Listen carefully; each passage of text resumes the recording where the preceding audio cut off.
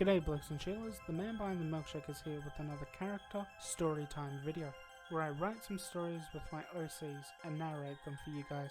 Hope you enjoy. Tatsuki Mei and I followed our father into his carriage before the coachman left for town. The trip into town was quiet and it took about an hour to get there, but after reaching town, we travelled for another 2 hours to get to the Monster Hunter headquarters. The headquarters was the closest Monster Hunter refuge that we had. It was near a large cliff that overlooked the entire headquarters. My father led Tatsuki Mei and I into the headquarters and were immediately swamped by a group of rookie hunters. They all greeted us and bowed their heads to my father, who was the best monster hunter of his day, and Tatsuki, who took after our father, meaning that she was the best hunter of the current day. And I had set my mind on following in their footsteps, meaning that I was going to do my best to be the best monster hunter of the future. Once father and Tatsuki had finished greeting the group, father took us to the Grand Hunter's room. Once inside, the three of us bowed our heads to the Grand Hunter. It was weird to see my father bowing to someone, but I understood why he was. The Grand Hunter deserved the respect of any monster hunter, being the oldest and best monster hunter of his generation. He was also my father's father and his role model. The Grand Hunter was an elderly man with no hair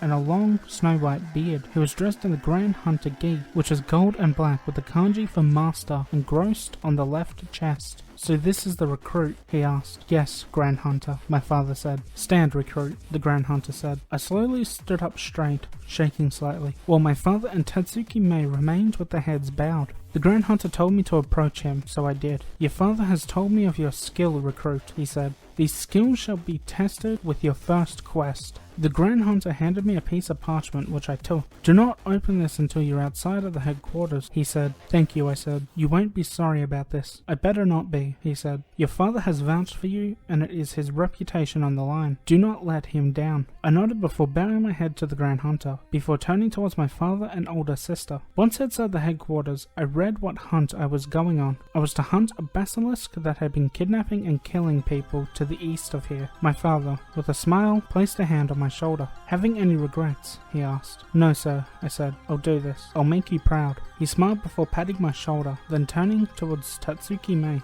"Keep him out of trouble. Keep him out of trouble," he said. "Yes, sir," Tatsuki said. She bowed to my father. My father turned back towards me, handing me something that surprised me. I knew that I needed a weapon, but I just didn't know that he was going to lend me his. The short sword that he slew many monsters with in his day. "Thank you," I said. I bowed my head to him. "Make me proud, son," he said, "just like your sister has." "Yes, sir," I said.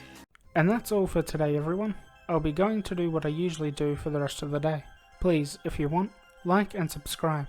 And if you really want, turning on notifications is good too. Thank you all very much for watching. Catch you in the next video. Hooroo.